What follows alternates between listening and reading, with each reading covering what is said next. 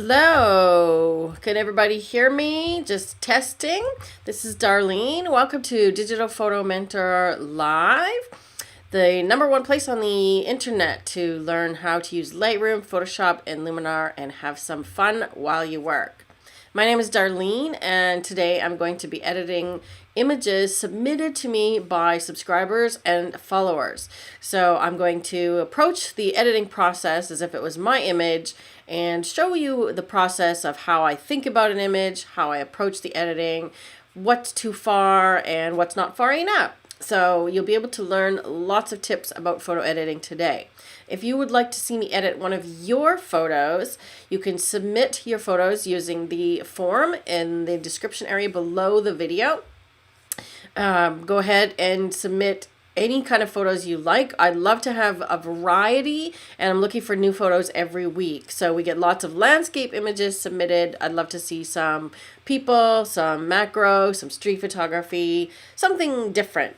So without further ado, let's get started in editing.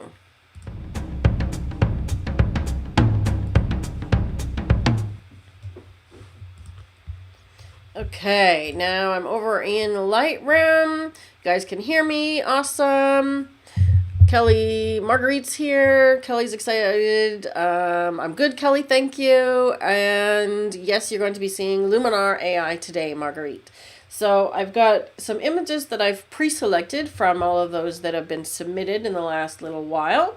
And I don't always get to every single one, so I carry them forward. So if you haven't seen your image edited, it's probably still in the queue. So I wanted to start with a couple of landscapes today, and we're going to be talking about black and white conversion as well, because there was an image that came up in the Digital Photo Mentor Facebook group. If you could share the link to our group, please, Rob, in the chat. Rob is there to moderate and make sure if you have any questions, put them in the chat and just put a capital Q or a Q at the front so that I can find your questions easier among the chat. So if you have a question about anything, whether it's related to what I'm talking about, this particular image, or anything about photo editing, please just put them in the chat with a Q at the front, so then I'll be able to find it. All right, so I'm going to get started. This is Lightroom I'm demonstrating in right now, and generally my workflow, what I do is I start in Lightroom and I do some basic edits, and then I will hop over to Luminar AI to do some enhancements or to do some things that I can't do in Lightroom, such as texture overlays and sky replacements and things like that. Also, portrait editing is much easier inside of Luminar. All right, so the first thing I'm going to do is I'm going to change the profile on this. So this one is a JPEG, and it's probably not going to show me the camera file as suspected, right? So this was submitted by Tom Murphy actually a few weeks ago, and we just had lots of landscapes, so I've saved it. So I can look through the basics, the favorites and the basic sort of color profiles. These are like a base that will alter the entire image. So if I wanted to go more artistic on this one, I could choose one of these. But I find that the Lightroom camera profiles don't work as well as the Luminar presets. So I'm actually just going to stick with the basic one that was applied and do some sort of standard edits. Okay, if you've watched me edit before, I do this little trick where I hold the shift key and I click the word white. So I double click it. Oh, this one went backwards. I'm going to undo that. And then I do the same with blacks. And what that does is it sets what's called the white point and the black point. And it actually did a really good job here. So just by clicking those two things, you can see that I picked up some detail in the sky because it was clipping and now it's not. And it affected the graph here. Okay, so if you're not familiar with the histogram and how to read it, if you could share the one about why is the snow gray, Rob? And I do see your question, Marguerite. I will come back to that one. Okay, so if you don't see the clippings and you want to see the clipping warnings, you can just push J on your keyboard and you can see there's a tiny little bit of red here, which means that that part is clipping. Right, there's a couple other things I'm going to do here to solve that. I'm going to bring the highlights down a little bit. And if you click on the Alt Option key on your keyboard, while you're clicking these sliders, you'll actually see the clipping. Okay, so I'll just take the highlights to the left, which is darker, until I get rid of that clipping. So now all I've done is just done a basic adjustment, and I'm actually going to add probably a bit more black. So I'm clicking the Alt Option key again, and I'm going to take it further to the left, because with the blacks I do want some clipping, with the whites I don't. Okay, so all I've done there really is adjusted the contrast and pulled down the highlights so we have more detail in the sky. So I'm not going to do a sky replacement here because the sky is interesting enough. I just want to enhance it. Okay. So the next thing I'm going to do is add a little bit of clarity. I'm not going to go too far. Just if you want to know what these sliders do, take them to the max and then go back to the left. Okay, so clarity increases what's called edge contrast. So you can see that there's a definite contrast between this dark blade of the windmill and the sky. Okay, so Lightroom is looking for the difference between those things and adding contrast. When you go to the left, you end up with sort of this mushy, soft, blurry image. Right? So I use clarity kind of soft. I will go only maybe a little bit up to 15 or 20 or so. Let me switch here. Okay. I'm just going to take myself off the screen for a moment here. Okay. A little bit of clarity, and I talked about the tone curve in a video that I just posted on our YouTube channel. So if you want to know more about the tone curve, you can check that one out, because I could actually really increase the contrast here and play around with how I do that in terms of midtones, highlights, and shadows using the curve. Right? I am going to crop this image a little bit. And the thing that bothers me here is that there's sort of layers. There's the sky, and there's lots of sort of stripes horizontally, but it's a vertical image. So I want to get rid of this one at the bottom here, which is this grass. And I'm just going to come up to the dark area. Okay. And what that does is it just gets rid of one of those sort of horizontal stripes, because the image feels separated to me, and maybe even a little bit more. Okay, so I want to focus on the windmill, and I like the grass down at the bottom sort of as a frame, but having the grass and then another layer of lighter grass below it, it's taking your eye away from the windmill. So I'm going to do that. I may also flip this image, because when you're dealing with an image that doesn't have any writing on it, let's just confirm, you can flip the image left or right. And I kind of feel like the image, this windmill is facing that way as opposed to this. Honestly, I would actually prefer if the windmill had more space in front of it. It feels like this is the face of the windmill. And if you're dealing with a person, you want to have more space in front of the direction they're facing. So ideally, when this was shot, I would have liked to see more on this side of the picture and less behind it. So I could crop in a little bit more and get rid of this, whatever this is down in the bottom here. Get rid of that. And then I'm kind of putting them in the middle in the center. Sometimes centering works, and honestly what I'm trying to get rid of was that bit that was over here. It looked like a rail car or something. Right. Now I could add a bit of sharpness and additional things like noise reduction here, but it doesn't really need noise reduction. It was shot at... let me put the shooting information on the screen. There you go. Okay, so it was shot at a 2,000th of a second, f2.2 and ISO 200. So there's not really any grain or noise because of the low ISO. But what I am going to do is I'm going to go down in here under lens corrections, and I'm just going to check to make sure there's no chromatic aberration. Okay, and that's a simple tick box here in Lightroom. And what I'm looking for in terms of chromatic aberration is there a slight color fringe around things? And I saw just ever so tiny a bit of purple in here. Let's see if I can zoom in a little farther. I just saw ever tiny bit of purple around here. So when I tick this off, it seems to solve that problem. Okay. You can also check off the enable lens corrections, and if you've shot a raw file, Lightroom should recognize what brand of lens and which lens you used and apply some lens corrections to correct for distortion and vignetting. Okay, because this is a JPEG, it looks like it's maybe not the original JPEG.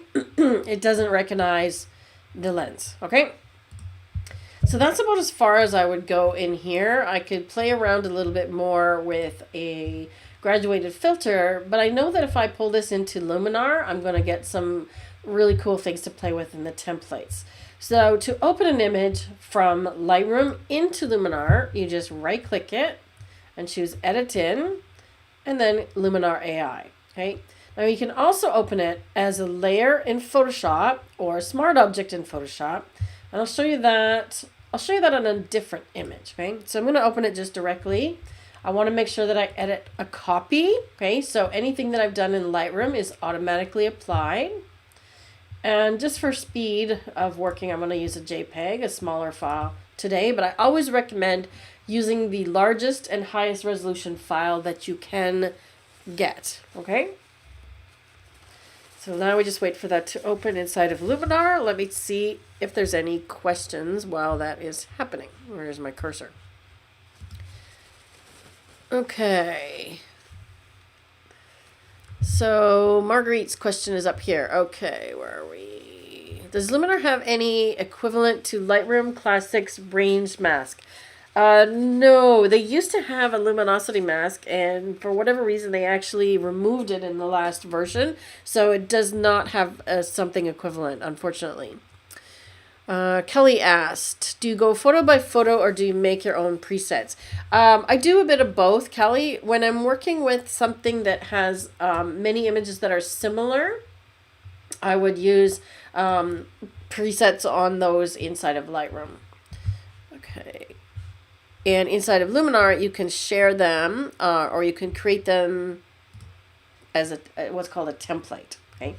So that's what I'm going to use inside of Luminar now. So the image is now opened, and what happens is you've got templates and edit up at the top here. If you've opened Luminar as a standalone, which I have as well, let's just see the same image. Okay, so you notice that this is the original. Okay, so notice that anything I've done inside of Lightroom hasn't applied to the actual original file. Okay, so it's still as it was.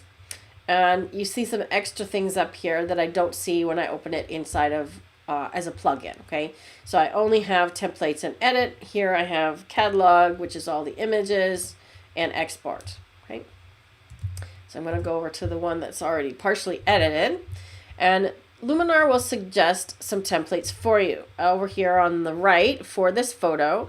So it's suggesting the Filmatic collection. Okay, so I could try any of these just by clicking on them. They'll quickly preview and show you what that one's going to look like. Okay, so it's actually kind of a cool collection. It's kind of got some funky cinematic colorings.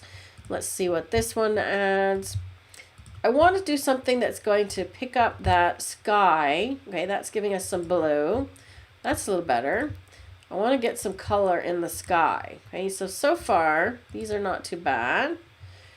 I think I'm going to go into a landscape. So this is suggesting a lot of urban templates, and I think it's being tricked because of the windmill, right? It thinks that it's a city.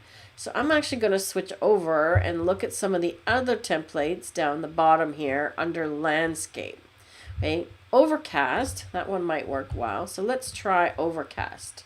Okay, this one's picking up a lot of pink in the sky, and I think what's happening there is it's pixelating a little bit because it's a JPEG. This one's got a sky replacement, which I don't want to do. Yeah, so the sky ones are going quite far, and it's giving us too much adjustment in the sky because of this because of this JPEG. So let's pick one that's not quite so. Not finding one that I like. Let's try a sunset. Okay, now we're getting closer. Now we're getting closer. Okay, so it's giving us a very warm feel on that one, and I think I'm going to go with the warm one and just dial it down a little bit. So once you choose a template, there's a slider at the bottom right here where you can actually just dial it down to have less effect So the same types of effects are applying, they're just sort of lowering the opacity of the whole thing. Okay, so it's a little bit too yellow for my liking, so I'm just going to dial it down a little bit. And then we can go into edit and tweak it a little bit more. Okay, the sky enhancer is one of the tools at the very top here that I like, and that's under enhance AI, because it's going to target the sky. Okay, so you see what it's doing? Specifically, it's looking at the blue parts. Okay, so I'm going to enhance that. I might even take this a little farther as well. We'll see how that looks. And anything that's been applied inside of Luminar will have a little dot next to the tools. Okay, so we can go and turn it off and see what it's doing, right? If it's adjusting a lot of the color. So this one's giving it a bit of the warmth. And I think where that warmth is coming from is this mood tool here. Yes, so it's applied a LUT, right, which is a lookup table or a color grading. And it's applied one called the Dream Film. Now I can just dial that back and you can see that that's where that yellow is coming from. Okay, so I'm going to dial that back a little bit. So I want a little bit more pink, I think. And I'm going to dial that into here. And I'm literally just playing around with different colors to see how they feel on the image. Okay? So now we've got something that's sort of more pinky, dreamy. I might add a vignette as well. So a vignette applies to the edges of the image, and you can darken the vignette. Right? I'm just going to turn my feather down. You can do a dark vignette, or you can do a white vignette. Okay? So I want to do darker in this case.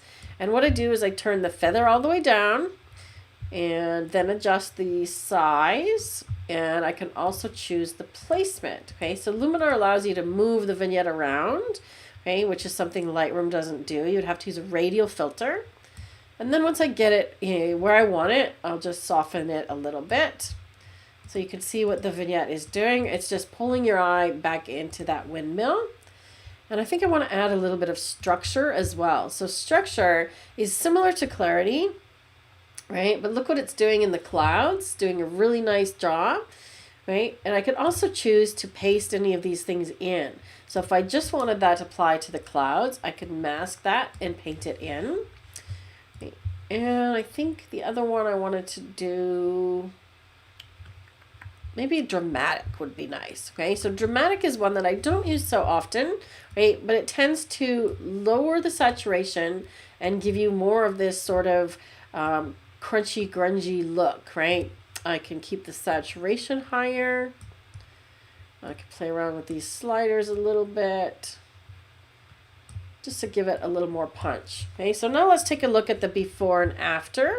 I can use a little before and after sliders here.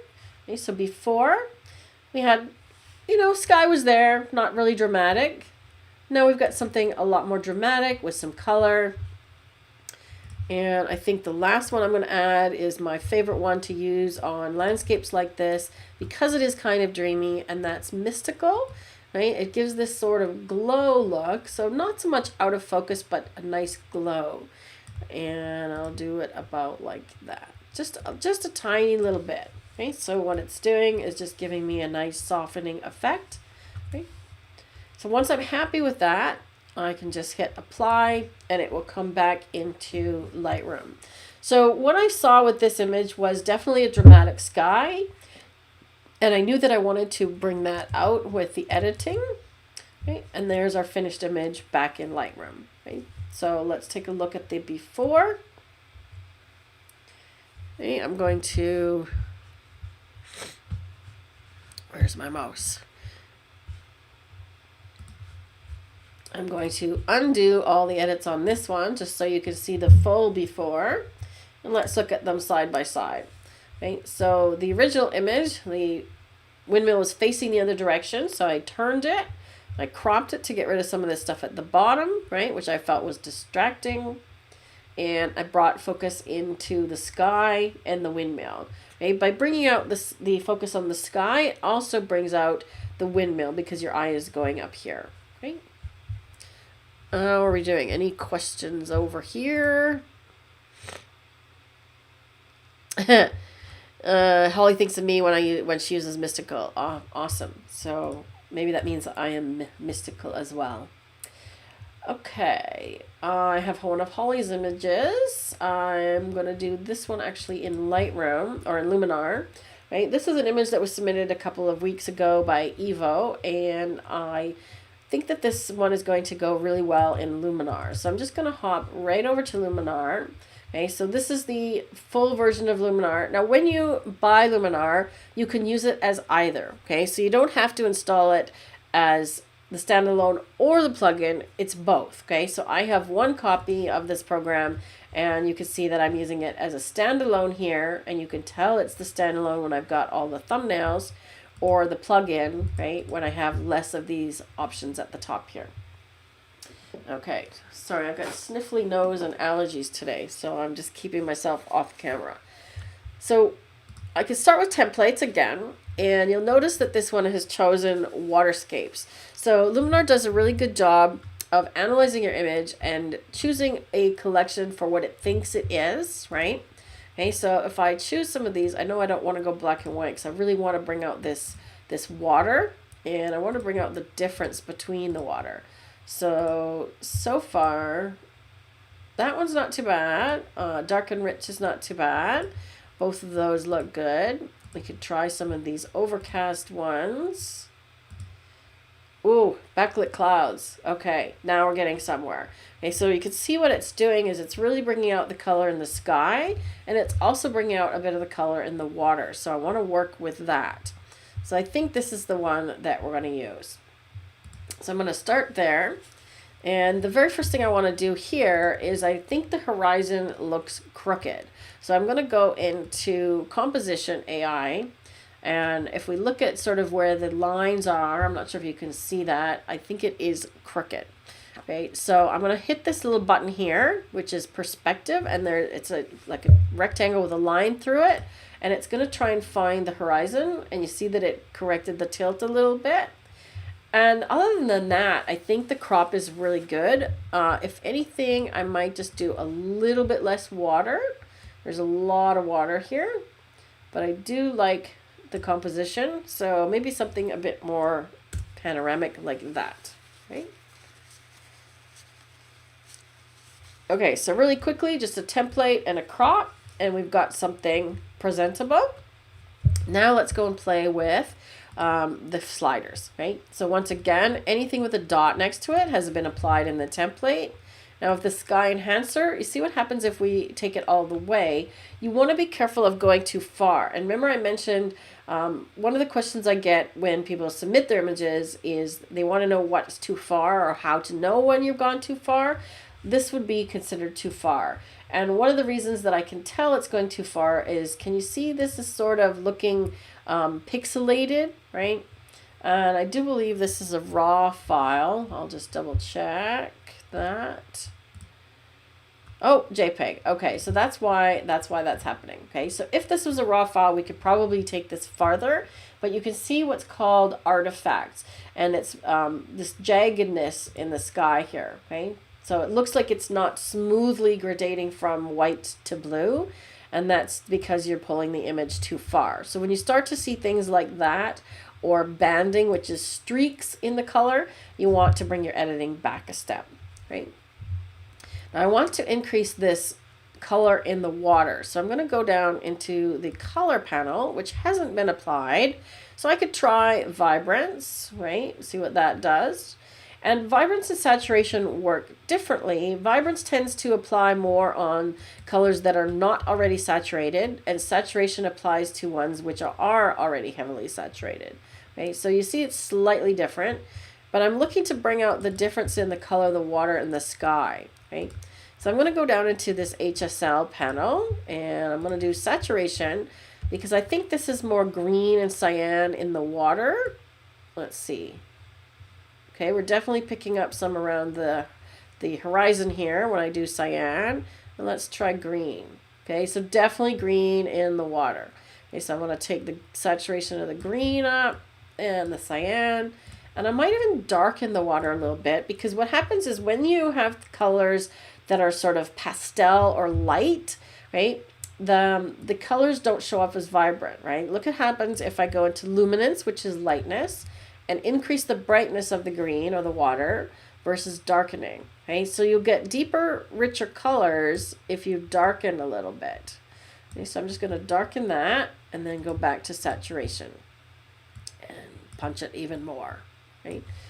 And I don't mind trying this vibrance because look what it's doing. It's applying really nicely on that water. Okay, so I'm actually going to take the vibrance up quite high. So I like what it's doing on the water and not what it's doing on the sky. So I'm just going to mask it here. And I'm going to use a gradient mask, okay? And I'm going to draw a line so it even tells me click and drag. And I don't need to have the lines separated so much because I want to have a fairly thin gradation because I want the sky not to have this applied. And now you'll notice that the sky, I've done it backwards. I should have done it upside down. But that is easy to fix. Just over here and go invert. Okay, so now I've applied the mask where you see the red is only applying to the water. I'll come down a little bit so it's not getting any of the sky. Oops. Let me just undo that one. Let me invert it again. Okay, there we go.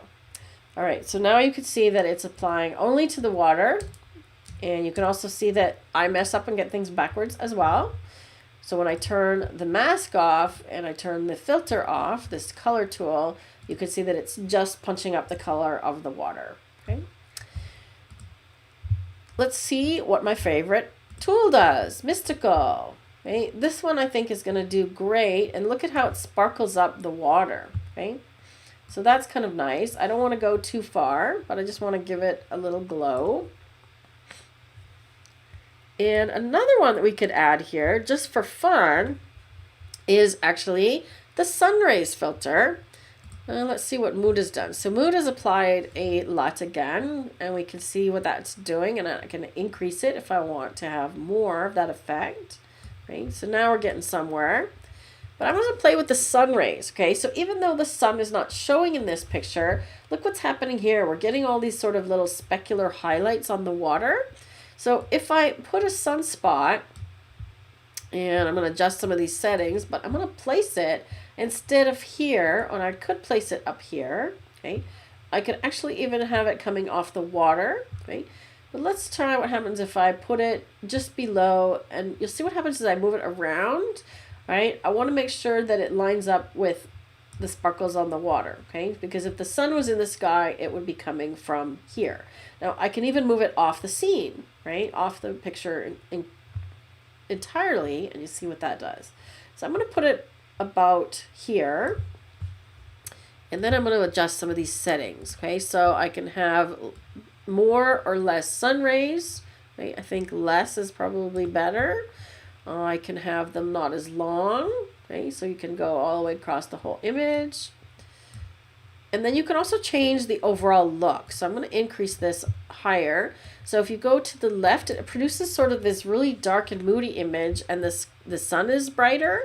And to the right, it's really light and airy. So I actually kind of like this dark feeling. I'm going to lower that a little bit.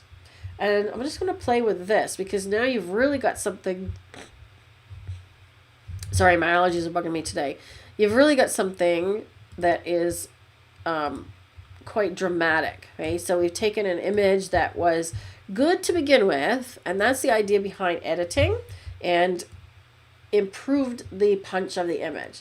Now the randomize slider I love because it really just rotates the sun rays, and I want to get them sort of shining on her, and that sparkles on the water. Okay, so I just rotate it until I get something that I like. Let's do a little bit more of that. And I'm just playing around. Maybe I need more sun rays now. And I'll go back to my randomizer. So I want to feature her. Oh, that looks pretty good, right?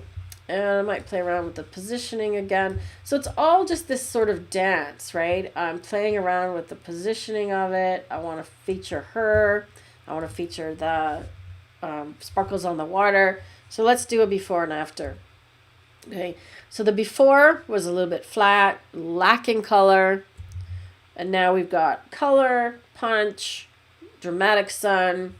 And I think after adding all of those things, I'm going to scale that color back a little bit. Okay, so I'm seeing a little bit too much saturation. So I'm just going to go back and do that dance and bring that back a little bit. Okay. Image is relaxing, Holly. Awesome. Wouldn't it be nice if we could all be there right now? So I would love to know where Evo took this, because yes, look at how clear and sparkling that water is. It does look very relaxing, doesn't it? And it's raining where we are today. So you want to see the before and after again, he says. Okay, so I'm going to do the sliders. Look at the difference. Okay, so we've got sort of lackluster, but a good image to begin with. Okay, so when I say a good image, it's well composed. There's an interesting subject. The only thing that I would have liked to see is a little bit more separation between her and this little island, right? So if he had taken the shot 1 or 2 steps earlier would be my choice, okay? When you're doing a silhouette like this. So I wouldn't actually go and try and get detail on her, right? I actually like the silhouette. So there's your before and after, right? All of this is on a JPEG, so if I had the raw file, or if he's shooting raw, you would actually see a lot more ability to edit this even farther, right? So that is a very nice image. I like that a lot.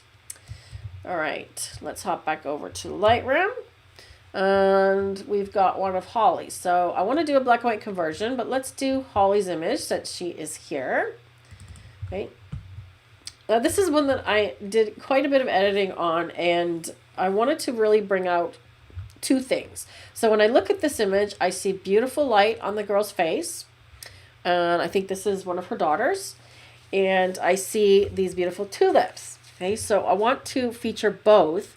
The other thing that I see is all of this bright stuff happening in the background. And Anne is here. Okay, so the first thing I'm going to do is I'm going to show you the image upside down. Okay, and this is a little trick that I use when I'm looking at images to analyze where does your eye go. Okay, so when you look at this now upside down, where does your eye go here in the picture naturally? Where does it fall? For me, it goes to this blob of something light in the background, right? And then I go to her face and the flowers. So I know when I'm looking at this upside down, the reason I do this is so that I know what I have to work on to edit. Okay. Now I don't have to necessarily look at images upside down because I have enough experience to look at it right side up to make this analysis, but this is a tool you can use to help you. Okay. Let's get back here. So, and what I did there was I just used what's called the lights out tool, and that's the L key on the Lightroom, on the keyboard for Lightroom. So it just makes things in the background darker so you can see just the picture. Okay. So let's take this one into Lightroom. Now I know Holly uses Luminar, so actually I should probably do this one in Luminar for her. Okay, so she says exactly why I sent you this image. I want to know how to edit when there's too much light in the background. Yes, okay, so I'm going to go back over to Luminar and do this one here. So we could try a template here, but I actually want to do a little bit of editing first just to minimize some of these things. Right, so I'm going to go in here into the light panel. So I'm in the editing tools, essentials, in light. Now the profiles that we talked about in Lightroom appear here. So I could start with a different profile, right? And I think I had already done that in Lightroom because it looked more punchy. I actually like the landscape one, believe it or not. So the portrait one I find is actually a lot red. There's a lot of red in it. I actually prefer the landscape one here. But look at the difference. Just by changing the profile, it's already added a whole bunch more punch.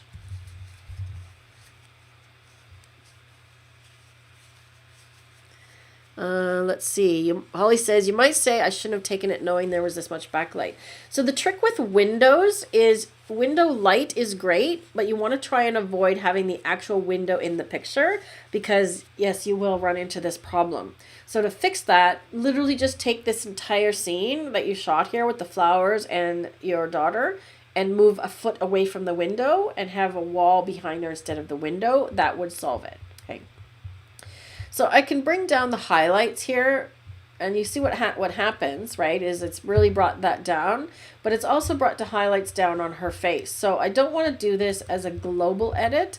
I want to do this as a local adjustment. Okay, so global applies to the entire image, and the light tool is the only one that you can't mask. Okay, but there's a trick. You can do it if you do it a different way.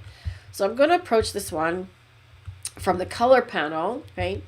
And I'm going to go into luminance, and I think it's going to have some red in it, a little bit, but it's not working as well as I had hoped. So I'm literally just playing with things here to try and bring this down. I want to bring the brightness in this window down. So that's kind of working, except for this one blob here. So what I'm going to do is I'm going to mask it. And I'm just going to paint this one in because I just want it in the windows. Maybe a gradient mask. Okay, so I'm going to do the gradient mask from the side. Right. So you can see that it's applying like that. Now have I done it backwards again? No, it's working. Okay. So we've got now the windows being slightly darkened, right, and slightly desaturated, which is good also. So I'm going to bring the overall saturation down, but that's going to affect my flowers, okay? So be careful because the gradient is applying all the way over half the image, right? So I could bring the saturation down and then alter the mask again, right? I can just paint back the flowers. Ooh, erase it, pardon me. So erase to bring the color back in the flowers, like so. There we go. All right, so let's see how we're doing so far. Okay, so we brought the window down a little bit, and we've got her color better. So I'm going to use this tool over on the side here. It's called local masking. This is the paintbrush, okay? How do you get the profile into the color panel? Mine just says white balance as shot. So right here, you'll see right below white balance is profile, Nancy, right here. And you'll only see this if it's a raw file, okay? You won't be able to, I don't think this will apply if it's a JPEG. So make sure that you have the raw file. Also, if you're opening it as a plugin from Lightroom, you won't see that as well, I don't think. Okay, so look right here below white balance. It should be there. Okay, so we're going to go into the local masking tool, which is the paintbrush, and we're going to add, now this is where you would add things like a texture and a watermark, but we're going to add the basic one. Okay, so basic, look what we get.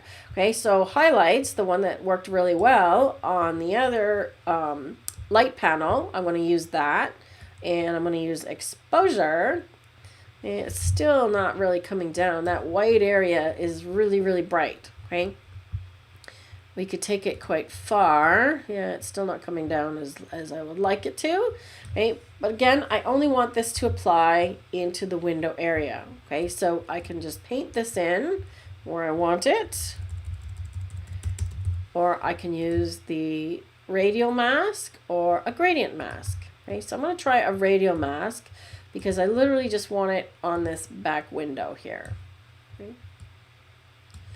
And you can see what's happening is it's inverted it. So I'm going to just switcheroo on it. So it's on the window. So where you see red is where your tool is applying. So if you get it wrong, don't worry. You can just do here and do invert, or in this case, just switch the radial mask to the inside of the outside. Yes, we probably could crop that a little bit as well, Holly, so we'll take a look at that also. I think I did crop it when I did the edit in Lightroom. So I'm going to go back to the essentials because, yes, this table, as she says outside here, there's a separation between the flowers and in between here, so that's a good place to crop. So good call. Let's try and see what Luminar chooses by just picking the purple button. I find that it does a pretty good job if we just move it around a little bit. I'm going to switch to free. Well, Let's try that. So I am cropping into her head a little bit. And I might actually even rotate it because you see that this window is a little bit crooked. So I might actually go into that. Oh, let me grab it. Nope. Now I can rotate it. I might actually... It's not letting me rotate. There we go. So I could straighten it, right? Or I could rotate more. Now I kind of like rotating more because it's got her looking down as a diagonal, okay? So I'm going to go off kilter on purpose. And cropping that window out does a great deal, okay? So our before and after. So we've done a lot of toning down already. We can add a vignette. And we could also do some dodging and burning, okay? So I'm going to do the vignette fairly dark. And let's just position it. I think I want it a little bit rounder.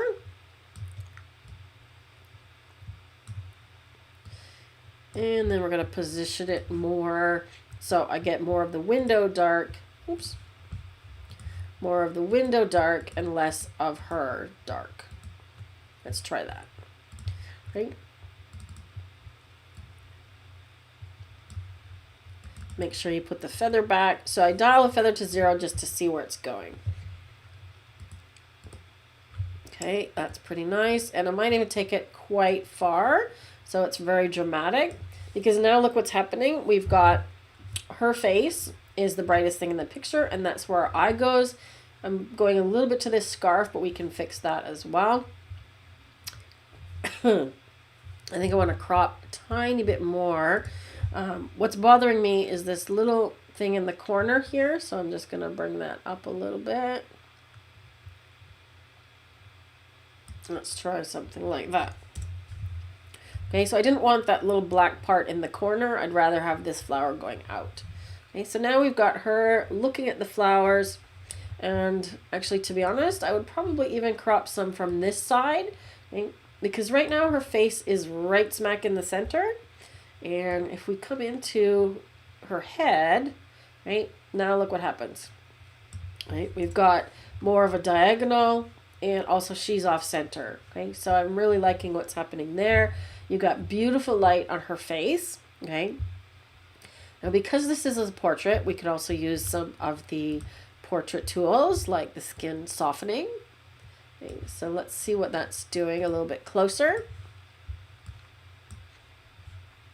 So notice that when I do the skin softening, I'm going to take it all the way to 100 just to show you. It still keeps all of her pores. Look at how beautiful that is, right? You can see that it removes a lot of the sort of texture, but it leaves some texture so that she's not looking like a plastic doll, okay? And I really love that. Okay, shine, I want to be careful of removing shine here because it's looking to remove highlights, and I don't really want to remove the highlights because they're beautiful here. Skin defects, we'll just do that. Oh, what happened there? Oh, interesting. So it's thinking that the blouse over here is a skin defect, but it actually kind of did a nice thing. So I'm just going to leave it because it's taken away some of that attention from her. Let's see what else. We could do a face light or a slim face, but I don't think she needs that at all. Yeah, it's not really going to apply well on a profile. Okay, so let's do our before and after again.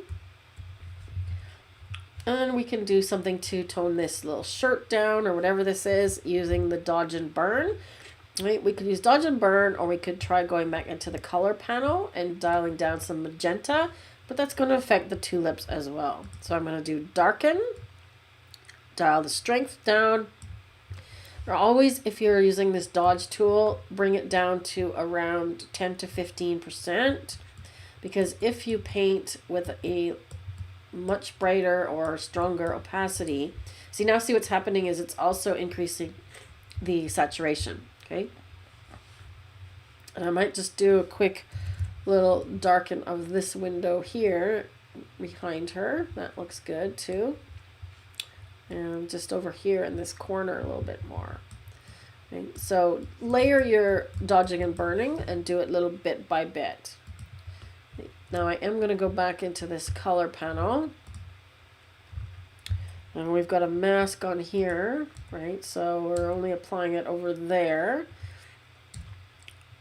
If I want to apply it here, I'm going to have to paint it in.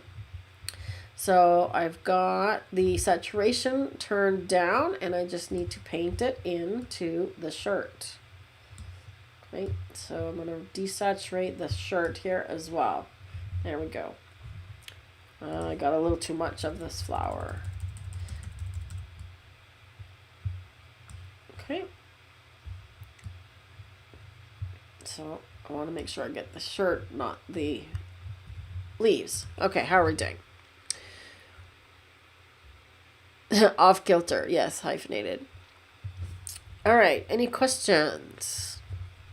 So that's sort of what I would do with this image, approaching this from a standpoint of I want to eliminate that stuff in the background as my starting point. Okay. Then once you sort of take care of the technical things, we could start to do stuff like add a mood filter or a LUT. And one of my favorite for people actually though is under the glow. So I like Mystical for landscapes, and I like what's called Orton effect, and that's under the glow tool, right, for people. So I'm going to bring this one up to about 30, and then we'll adjust it and dial it back. But see what a beautiful look this makes for the portrait. We can adjust the brightness if we want, and the contrast, make it warmer or cooler. Okay, but it just adds a really nice sort of soft feel overall to this whole image. Turn it off, turn it on. Any questions?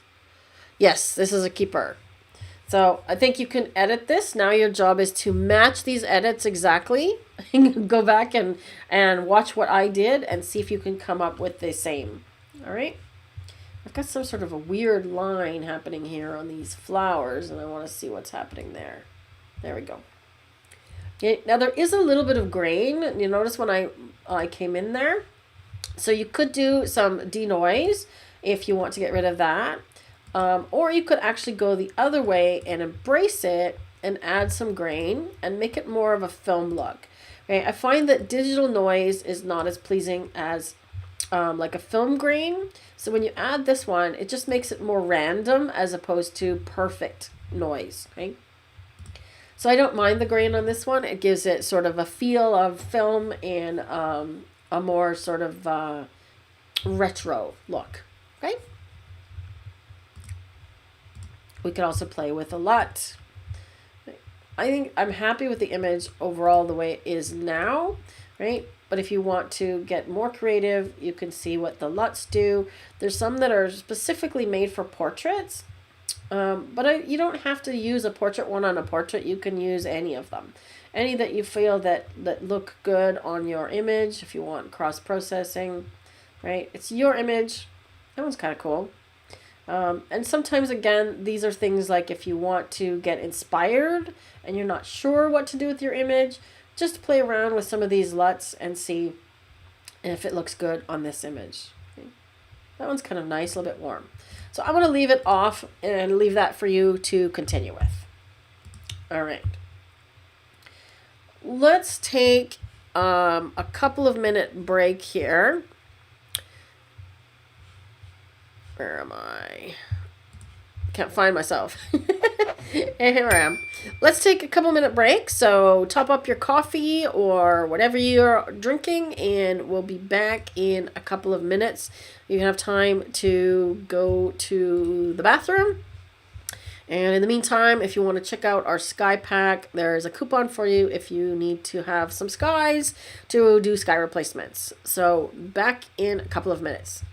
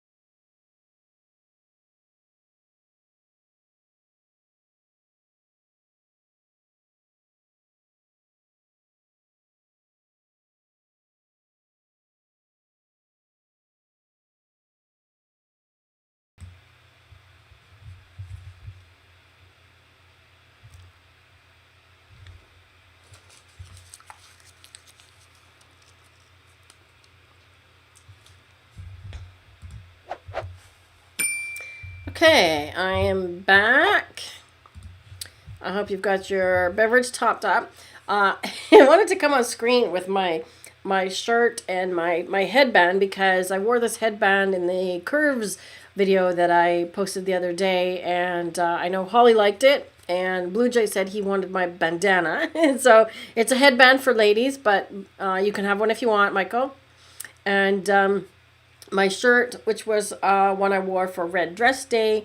Here in Canada, Red Dress Day is on May 5th, and that is to support and remember missing and murdered Indigenous women. So that's the shirt that I wore for Red Dress Day, and I just really like it, and I love my headband, so I want to be very colorful today.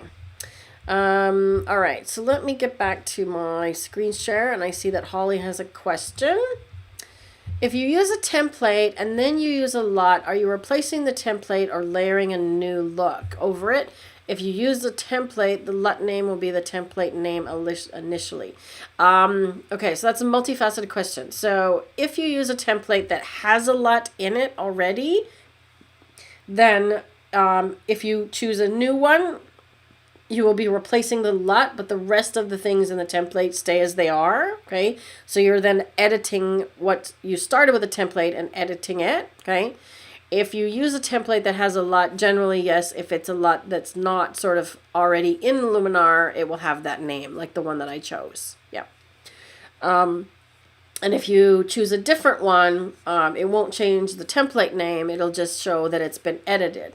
So let me just go back into this one here. Where's the one I added this template? Okay, so this one was the one that I added the template on, right? And you can see that it was backlit clouds, and then it says edited, okay? So if I wanted to save this as a new template, I could do that just by clicking these little dots and choose save. And then I can rename it with beach scene or something like that. Okay. Does that answer your question? Let me hop back over to Lightroom. So there was a couple of images that got submitted this week that I'm not going to be able to work on, partly because they're a bit too small. So this image here, submitted by Barney with his cute little dog, is only 1280 by 960 pixels, and it's a JPEG. So it's kind of small for me to work on. If you want me to work on this image for you, when you send me an image like this, I would also be really helpful if you could tell me what it is you want edited in this image, or if it's a problem image, I would love to know what it is that you're having problems editing. Right? So the challenge with this one is it's too small. It's shot with what looks like a wide angle lens. Yeah, so I'm not even sure what kind of shot with an iPhone. Okay, so this is an iPhone photo with a wide lens, and his face is fairly distorted, and there's lots of busy stuff going on in the background because it's, you know, in your house. So it's not really a photo that I would do much for editing because it needs some cleaning up when you shoot the picture. Okay. Same thing with this one here. It's a very small file, and it's obviously not the original because there's no metadata.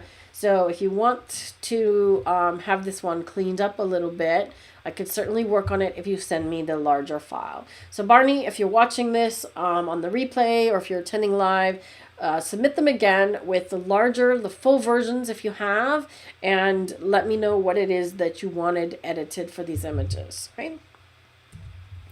This one here, I know Vivian was here earlier, or she's still here.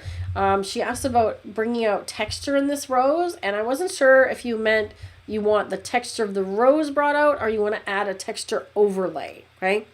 If you're still here, Vivian, just drop a note in the chat and let me know what it was that you wanted specifically. The challenge with this image is that it's not super sharp, okay? So it was shot, here's the shooting information, on an Olympus macro, okay?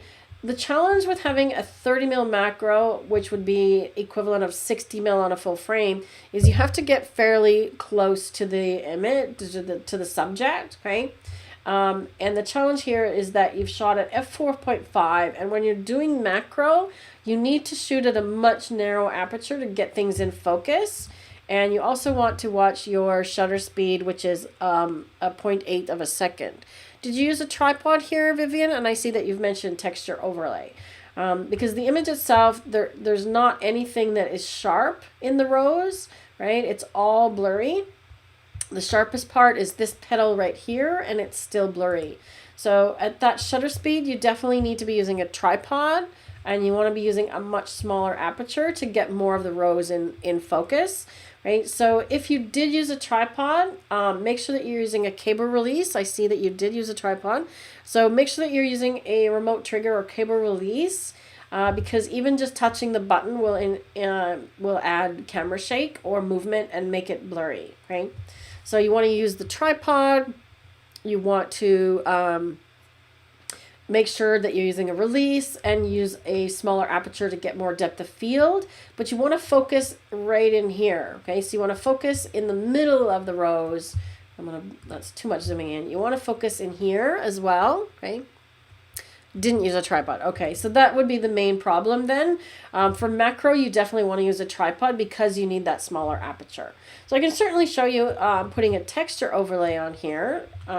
Even though the image is not as sharp as it could be, we might be able to do something cool if we put the texture overlay.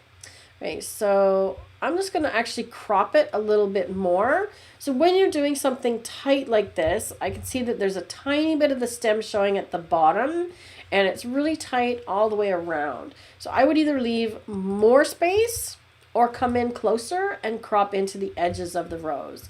Okay, so see what Luminar has done is it's chosen a cropping that's tighter, and I agree with it. You just have to usually move it around. Okay, so I like the crop that it's chosen. So now that it's going off the edge, and it's on purpose cropping off, okay? So when you have things really tight to the edge, it feels crowded. So either give it a bit more space or come in purposely like this. All right, so I'm just gonna do a little bit of enhance. And there's not much I can do in terms of sharpening it because of the focus issue. We could try small details, and you see that that does actually a nice job of picking up some of the detail. But it's not going to sharpen an image that is out of focus, okay? So there's no saving that part. So to add the texture, you just go to that same local masking tool that I used on Holly's, and this time we're going to add texture, okay? So then we have to go find a texture. I should have had these preloaded for you. Let's see, where are we? Textures, do I have them? Oh, I've only got a few here. Okay, so let me see. I've got to go down into my full texture pack here. So we've got, maybe share something of this on the chat, Rob, is our textures. That's not our textures. There we go. Okay, texture pack. So we have a set of 40 textures, and they were all images that were taken in Cuba. So I would just kind of scroll through them. Now, if you have your own textures, that's great. You just need to pick an image and put it on. If you don't, you can buy texture packs. And I want to find one that I think is going to look good on this image. So this one actually might be kind of interesting. It's like crackled paint, right?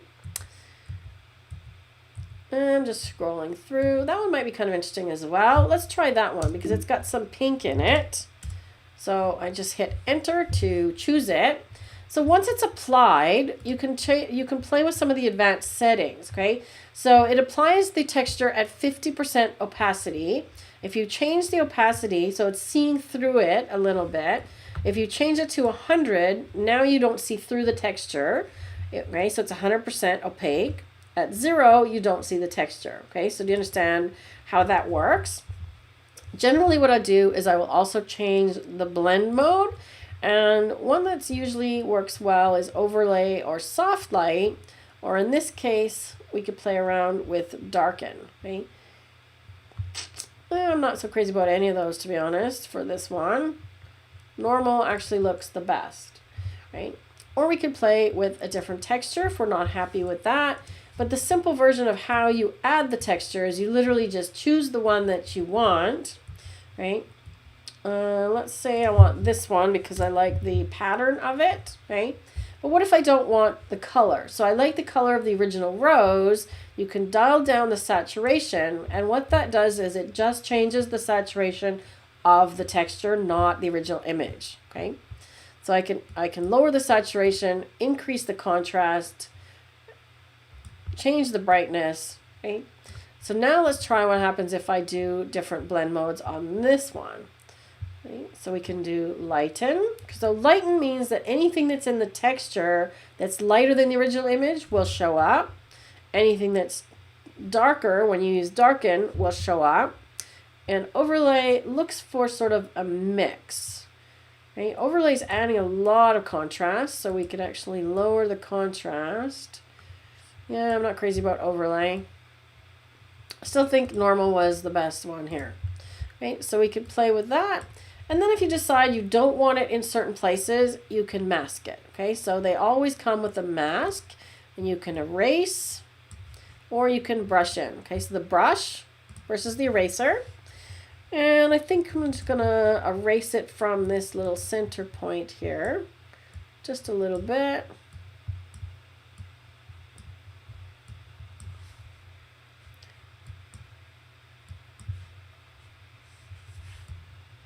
Not so happy with that one myself. Okay, so I'd probably play with that a little bit because I'm not crazy about that blend. Maybe I'll play more with the blend modes. Luminosity. Ooh, luminosity looks nice. Right. The challenge with this image, Vivian, is that it already has a lot of texture itself, right? So adding the texture in is fairly complex in terms of getting them to match. But something like that I think is kind of interesting. And then I might go back to the original and then play around with the color and the contrast and add a vignette. That's the first thing I would do to darken those edges. And I would probably just bring that color saturation down a little bit because now it's a little overly saturated. And if you wanted to focus more on the rose, you could bring the saturation of the blues down and make that background sort of neutral. Okay. Like so. So about like that to that. Okay, does that help you with the texture overlay? Holly says, you're showing us how you can salvage a less than sharp image. Looks really good. Vivian has to go buy more roses and reshoot. Yeah, great idea. Yep, off to the store to get roses, Vivian. But that's the idea, and that is the procedure on how to add the texture overlay. Okay. Okay, so I wanted to do a black and white conversion, and I haven't gotten to that one yet, and I want to do a couple of night photos as well. This one here, I'm going to go back to Lightroom to do this one. This was submitted by Nancy, a couple of Nancy's images, and I wanted to show color correcting this one because it's very, very orange, right? So she shot it at a fairly high ISO with a Lumix, and a Lumix is a very small camera, so I'm guessing that it's going to be fairly grainy or noisy. It's actually not bad considering the high ISO. So let's see about color correcting this one. So ideally, if you're shooting something like this, again, you want to use a tripod because then you don't have to use a high ISO. You can use a longer exposure, okay? So I want to make sure this one is straight as well because I feel like it's tilting a little bit. So let's do the crop tool. And the auto button here inside of Lightroom will try and find any tilts, and it has not done anything. So I'm going to try the ruler, and I'm just going to go along the bottom here and straighten. So I click and drag to straighten the horizon, and you can see that it's done it a little bit. And then I'm also going to get rid of a bunch of this top sky, okay, because there's nothing there. It's just black sky, and the reflection is far more interesting. Okay, so now you can see that I've actually put the horizon down on that lower third. So if you're looking at the grid, that's the rule of thirds, right? So when you have the image in the center, right, the horizon there, and I'll just lower it less sky, right? So the sky is not so interesting. We don't need it. So now we've got a straight image. Now this is a JPEG, so what's going to happen with a JPEG is if you have a raw file, you would see all of the various different color white balances. Let me see if we've got one that's not a JPEG. Okay, so here's a file that's a raw file, and when you pull down this white balance tool, right, you get all of the same settings that you would have in your camera, right? But because it's a JPEG and the color is off, we may have a harder time adjusting this color because it's a JPEG, right? So we can try auto, right? And it does an okay job. It's trying to get rid of some of that orange, right? But it's still, it looks odd, okay? So I'm not crazy about that one. So now we can just try the eyedropper. The eyedropper, the trick though, is you need to have something that's white or black in the image. And I don't think we do have anything other than the sky. And I don't think it's going to pick up on that, because if I try clicking on the building, I know the building is not pure white. It's probably some sort of beige or stone color. So then we're left with just trying to dial the color out this way. Okay. But honestly, what I would probably do in this case, because it's so orange and I can't get rid of it, is black and white. Right. So two things about this shot. Let's see if we can tell what time of day it was shot. I think our clock was probably wrong because it says it was shot at 2 p.m. Okay, so my guess is if you traveled somewhere and you didn't reset the clock on your camera, that it's still using your home clock. Okay, so remember when you travel to set to the new time zone, right? If you are using Lightroom, you can actually adjust that later as well. Okay, so you can go up in here and let me find it here. There's a way to change the time set, and again, capture time. There we go. Okay, so you can edit the capture time. So let's say, for example, you know that you want to shift it by a certain number of hours because you traveled. Okay, so we're going to go, let's say, +7, for example, and now maybe even more. Right, so now it's going to change it from shot at 2 p.m. to shot at 11 p.m. Okay, and if you're doing, if you have a whole set of images where you forgot to change the time zone, you can choose them all in Lightroom, select all, and do this shift, and it will shift them all to the new time. Okay, so now we can see the original time and then what time we think that it was shot. Okay, so just a little metadata shift inside of Lightroom. And I'm going to do my trick with the whites and the blacks. So shift click on each. Okay, as expected, we've got lots of black, so we don't need to really increase the blacks. I'm going to bring the exposure up, which remember is midtones. Okay, so exposure is midtones. And Alt Option just to check my highlights. So highlights are good. The only thing that's clipping you'll see is these white lights, the lights themselves. So I'm actually going to go a little farther. Right, and it's just bringing out a little more of that building, bring the highlights down a bit. Okay, so now we've got something a lot more dramatic. Okay, and I might crop even a little more to get rid of these guys over on the left. The other thing is the building, it looks like it's tilting slightly backwards. Okay, so we can go into transform. We can try auto. So this is to correct tilts and distortions of the buildings. Okay, let's see what happens. It's not correcting it so much. Let's go off. Okay, if we want to correct a bit more of the verticals, like that, right? That to me looks straighter so that the up and downs and the building is not doing this, right? So before, after. And I think that's a much more dramatic image.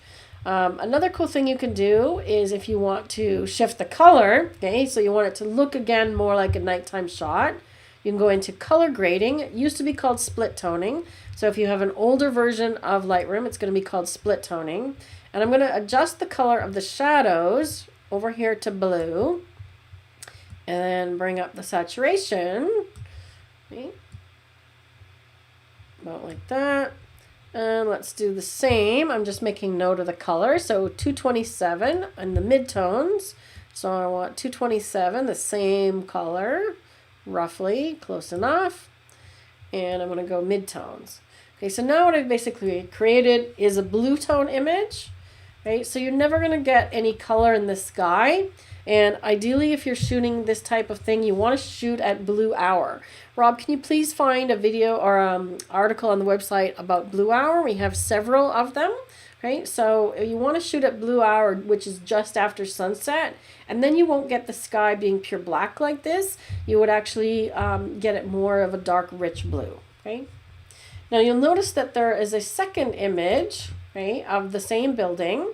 And what I'm going to do is I'm going to click over to the next image in the develop module, and I'm going to just choose previous. So what that does is it's going to apply all of the settings, right? Obviously that crop is not working, right? All of the settings that we did on the last image, we just have to fix our crop, right?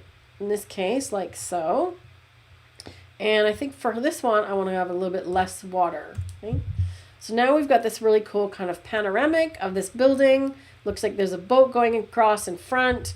And really quickly, just copying, pasting is basically what that did into the next image. Okay. Let's see. Okay, so Vivian says the rose was fun. It was drooping over the edge of a glass. I had to put the camera directly under. A mirror. Oh, good idea, Kelly. Find a mirror, put the rose on the mirror. Yes, great idea. I would say that if you are doing anything with a mirror, make sure that it is perfectly clean, especially if you are doing macro, getting up real close like that, because anything that's on the mirror, a piece of dust or a fingerprint is going to show, and then you're going to have to clone it out later, right? So the only thing I would finish with this one is just to make sure that my horizon looks straight, and it does. And I would be finished with that one. Okay, so a couple of tips on converting those that the color isn't going to work. So I've already done a black and white conversion there, and I'm going to show you another black and white conversion of an image that was submitted by Larry. Okay, so this one was actually a great discussion in the Digital Photo Mentor group because Larry had done a conversion, and there was a couple of things that I had picked up on. His black and white image, actually Mike Oshima picked up on this, that the black and white image had lots of sort of pinks and tones that didn't look pure black and white. And what had happened was the image was saved as a TIFF in Adobe RGB color space. Okay, now if you're not familiar with that, don't worry. It's when you go to export either in Lightroom or in Luminar that you'll see these types of settings. Okay, so underneath the export is where you're going to see these options. Okay, so RGB is a larger color space. It holds more colors, but it's not readily easily displayed on the internet. So you always want to make sure you're using JPEG and sRGB for export for the internet. If you could please share that article, Rob, on resizing for the for sharing online, that would be helpful for people sharing images by email and into Facebook and so on. So then the discussion became around color conversion to black and white, okay, and how to do a good black and white conversion and how not to do it. So I'm just going to create a virtual copy of this image, right, and you can easily do that in Lightroom with Command or Control apostrophe. Okay, so now you can see that I've got two thumbnails of the same image. So I haven't copied the image, I've just made a new thumbnail. So I'm going to do a bad conversion, and then I'm going to do a good conversion, okay. So the simple version of the bad conversion is you take saturation to 0, okay? So once I've done that, there's really nothing I can do in terms of adjusting the colors. I can go in here and apply some shifting of the colors under the HSL panel, but it's not doing anything because you'll notice that the image is completely grayscale, okay? So you remove all color from the image, it's not adjustable in any way. So the right way to do it is to literally use this black and white button here at the top. Okay, so treatment, black and white, and it converts it to black and white. So initially they look similar. Okay, the one on the left is the one I just did. It has a bit more contrast in the sky, right, and a bit more contrast here. So right out of the gate, it's slightly better. But let's see what happens when we go down to what used to be the HSL panel. It's now the black and white mix panel. Okay, the original colors in the image, okay, blue and green mostly, Watch what happens if I grab those sliders, okay? We know that the sky is blue, right? That slider now still affects those tones, okay? So I can make the sky a lot more dramatic. If I take the green slider, I can punch up the grass and the color, and you'll notice that also there's a lot of yellow in the grass. Okay, so I mentioned this before when you're toning down the grass, right? If you have colored grass, right? Even this area here that is sort of mossy or dirt, you'll notice that there's definitely some yellow in there, okay? So it's not just brown, it's got yellow, okay? So I can brighten up the green and make some highlights. Or I can darken it, okay? So I can make that really moody as well and focus on the castle. So the idea here is I want to see the castle standing out, and I may decide to crop it a little bit as well. I think Larry had done his originally cropped. But when you do the conversion this way, you see how much flexibility it gives you. Because the original colors that are underneath are still readable by Lightroom, okay? If you're doing the same thing in Luminar, you've got the same tools, right? There is actually a black and white conversion panel, right? Once we get the image open, right? So we go to black and white and literally just push convert to black and white, and now you've got the same options, right? So I can play with the greens, the yellows, and that sky, right? So same kind of options, same sliders. So the other thing that I like to do when I'm doing black and white is I do like to have a lot of contrast. So I'm going to go back and do the double clicks on the blacks and the whites. Okay, and now you can see that the whites are nice and bright. It's touching the edge of the graph, right? Very dramatic.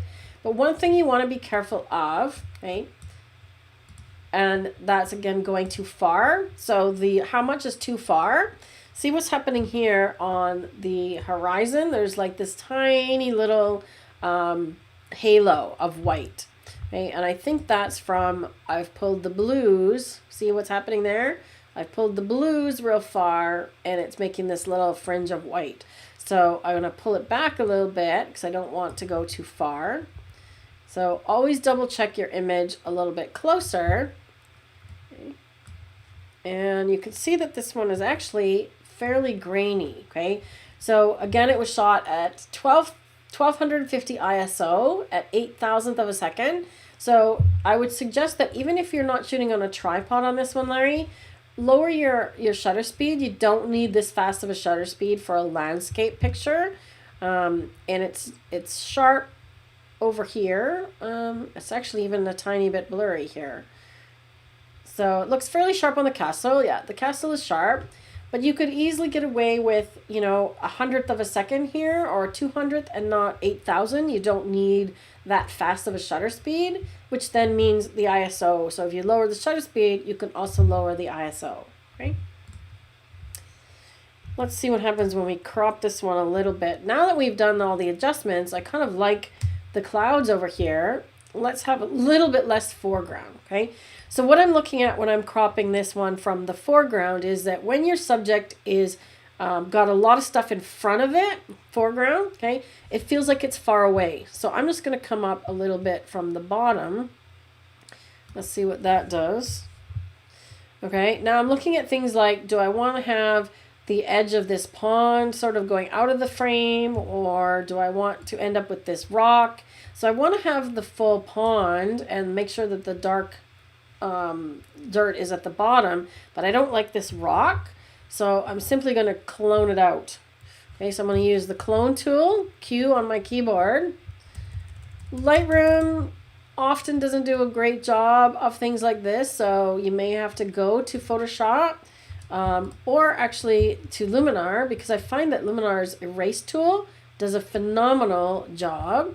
Okay, so I've got the opacity of this one set to 37%. You can see that if I dial it up, the rock almost goes away. I'm going to feather a little bit less. Or I can just leave it a bit lower. So instead of getting rid of the rock entirely, I'm just darkening it. Okay, can you see that? So it's doing a fairly good job. And I'm just going to leave it at that to darken. Okay. So let's do the before and after. So see how much more contrast, and I haven't done anything like I haven't picked up a texture or clarity.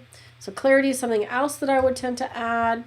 Texture, I'm going to add a little bit, but if I want to add texture, I don't necessarily want to add it into the sky because it's going to pick up more of that noise. Okay. So I would do a bit of noise reduction, and I have a noise reduction preset that I use, or a couple of them, and these are in the DPM Lightroom presets collection. So I'm just using, yeah, number 2 looks pretty good, and then I'm going to use sharpen to level 1. So you can see I'm still getting a little bit of noise up here in the sky, and you want to have this dance between sharpening and not sharpening too much. These are under the details panel, right? I also use the masking tool. If you're not using the masking tool here for sharpening, you definitely want to use it, because what happens with masking is it's showing anything. I'm clicking on the Alt Option key right now and the masking slider. Anything that is white, this is where sharpening is applying. Okay, so it's applying to the entire image. As I drag the masking slider up, everything that's white is being sharpened. Everything that's black is not. So now it's going to sharpen the clouds and, of course, the castle, but it's not sharpening the clear parts of the sky. Okay, so I could take it even a little bit farther, like so. Because I'm trying to get rid of this blur, this graininess in the smooth part of the sky. And I'm still getting a bit around the edge of those clouds, but that's much better. Okay, so always use the masking slider when you're doing sharpening. Okay. Let's see. So yes, texture. Okay, so if I was going to add some texture, I would use a radial filter and just sort of put it over the castle like so. And double click the word effect to reset your radial filter settings, and then just add texture. Let me just zoom in here over to the castle. Okay, so can you see what that's doing if I turn that one off? Okay, so it's picking up the texture of the castle, maybe a little bit of clarity as well. But I don't want to do that on the entire image, so I'm just doing it on the castle. I could also duplicate it and then move it over and rotate it so it's on this other part of the castle and the grounds. Okay, so now I'm really sort of affecting this area. I could duplicate it one more time and put some over here. So I want to keep the texture and the eye going to this part, okay? So your eye, remember, goes to bright areas of the picture, but it also goes to sharp and contrasty areas. Okay, so I want to keep the sharpness and the contrast on the building and have the clouds supporting that, okay? Let's double check my blacks again.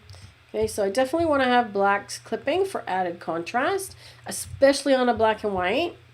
And I want the whites not clipping, so I go up farther and then just bring it back. So let's do a before and after, maybe a little bit too much black. Now let's compare with the original that we converted to black and white. Okay, so now look at the difference. So that's just desaturation, and look at the main difference with this one. Okay, so we've got a lot more color and a lot more contrast. There's no color. A lot more contrast than the just desaturate, right? Does that help you with black and white conversion? All right. Nancy was on a riverboat cruise. Is that where the rose was from? Okay, so the boat was probably moving as well, not helping. Awesome. Okay, as Rob said in the chat, if you're arriving late or if you're watching the replay, please give this video a thumbs up and subscribe to the channel. We do this every Saturday at noon Mountain Standard Time or Mountain Daylight Time.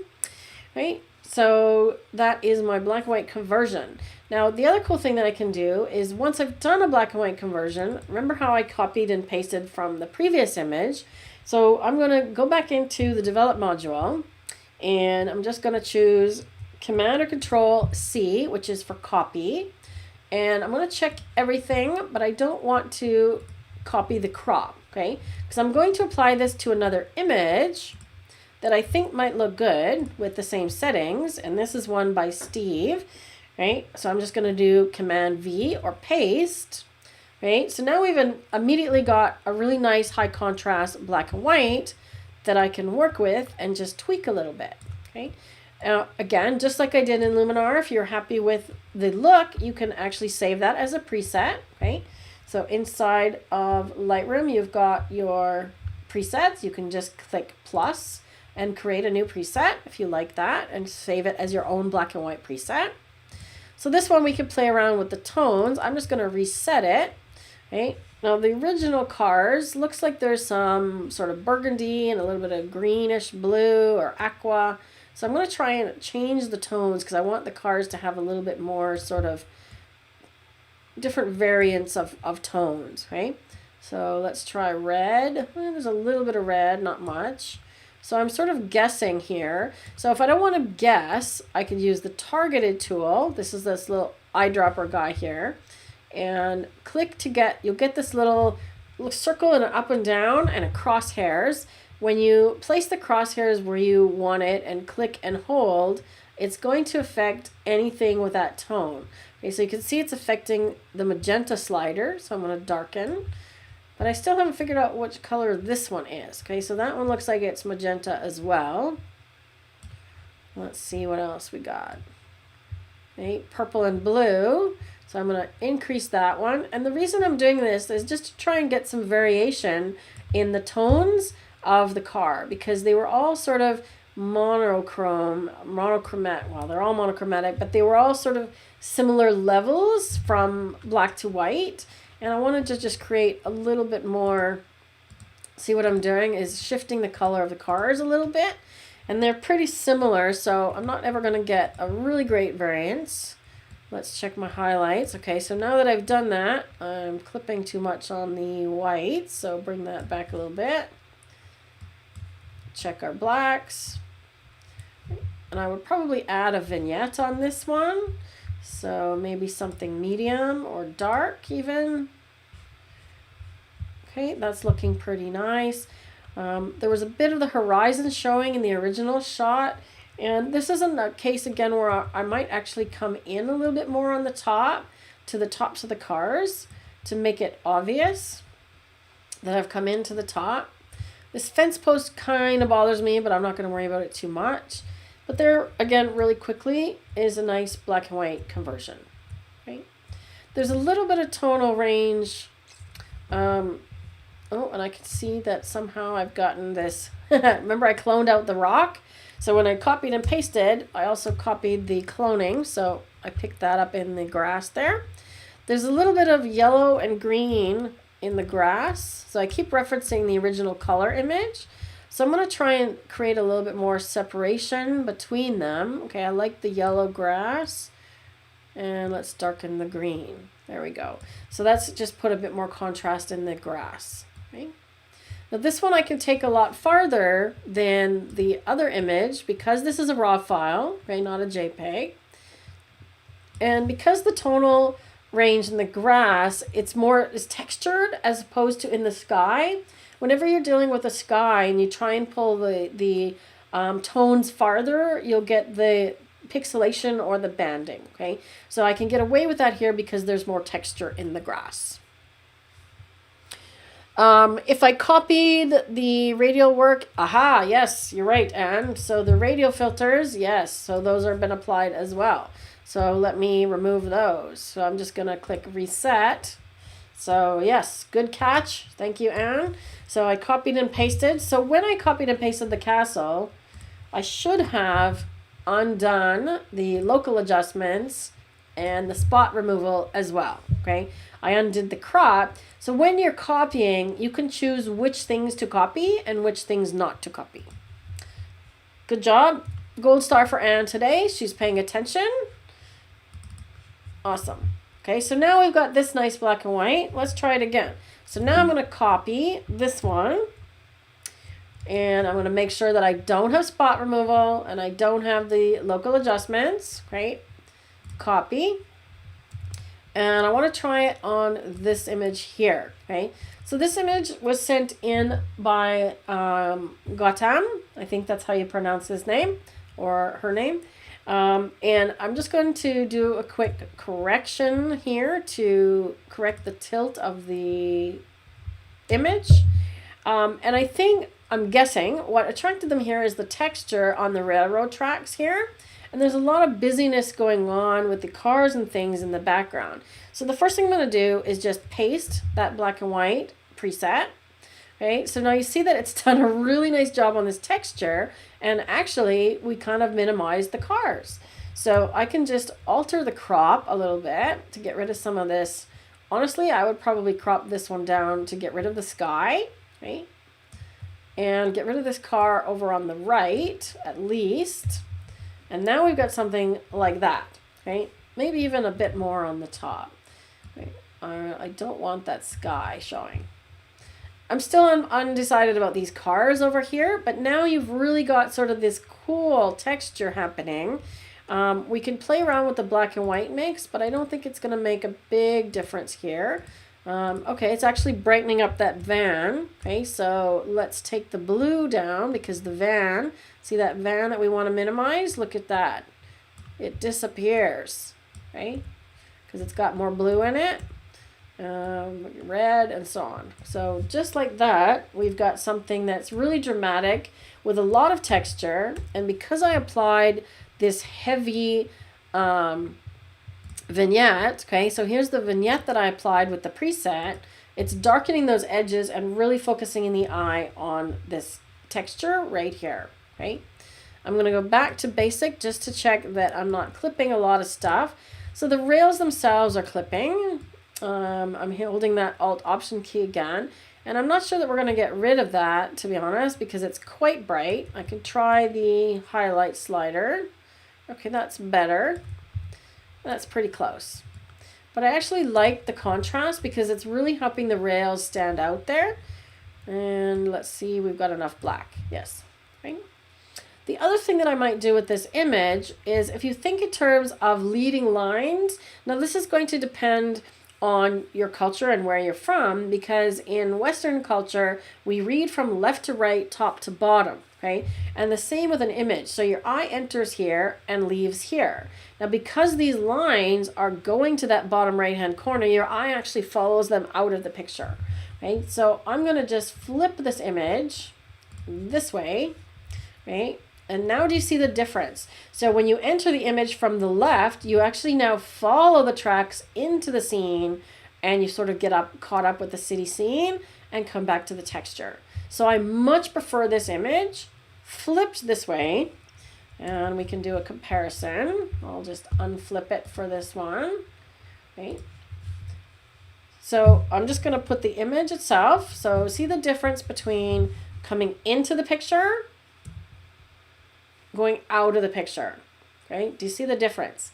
And because there's nothing in this image with writing on it, right, I can flip the image successfully. Okay, if there was like a yield sign or something there, yeah, there's just some markings on the ground, anything that had writing on it, you wouldn't be able to flip it, or you would end up having to edit that sign in a way, right? But I much prefer this image flipped. And the black and white does a really great job of getting rid of all the traffic and a little bit of cropping, and you've got a really interesting image. So let's just recap. We've covered some sky enhancements today with Luminar, pulling out the detail of the sky and really making it punch. We did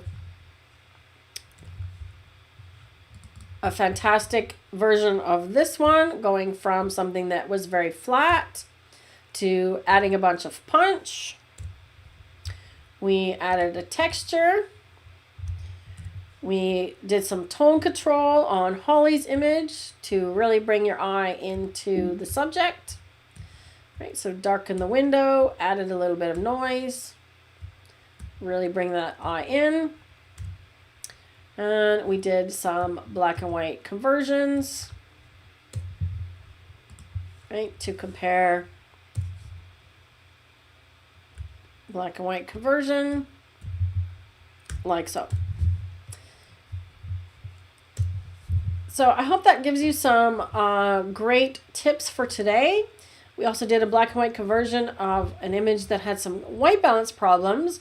And that's actually a great tip. If you've shot JPEG in the wrong white balance, it's very hard to adjust it. Just convert to black and white. Okay, so black and white can save an off-color image, and potentially a texture can save an image that is a little bit out of focus. So we've got a lot of fixes of great images, fixes for problems, and conversions and enhancements to make your images look better today. I'm going to end off with checking to see if there's any questions. Mike says maybe dim the car headlights. Yes, I could certainly do that. And the easiest way to do that would just be with the paintbrush, probably, Mike. I would do minus highlights and then just go in here with the paintbrush, do a little bit like that. Or I could also use the cloning tool. Okay, the cloning tool that I showed before at a lower opacity. So I just choose that and set the source and then set the opacity to maybe 30 or so. Okay, so now I can just copy that spot, tone it down a little bit without actually removing it. Okay, just like that. When in doubt, add texture. When in doubt, add grain. Or when in doubt, convert to black and white. All right. Thanks, Holly. It's a pleasure spending Saturday afternoon with you, editing as well. So let me get back over here so I can see, or you can see me. It's always a pleasure to join you or have you join me every Saturday. Please keep your images coming. I still have a few more in the vault for next week, but keep submitting. We've got a nice variety this week. Send me some macros, send me some street images, send me some abstract. I'd love to see some more abstract. We did one of those last week, which turned out really great. So keep sending in your images and I'll work on editing them, and hopefully you have a great rest of your weekend. If it's sunny where you are, get out and enjoy the sun, and we will see you next time. Remember to subscribe. Take care.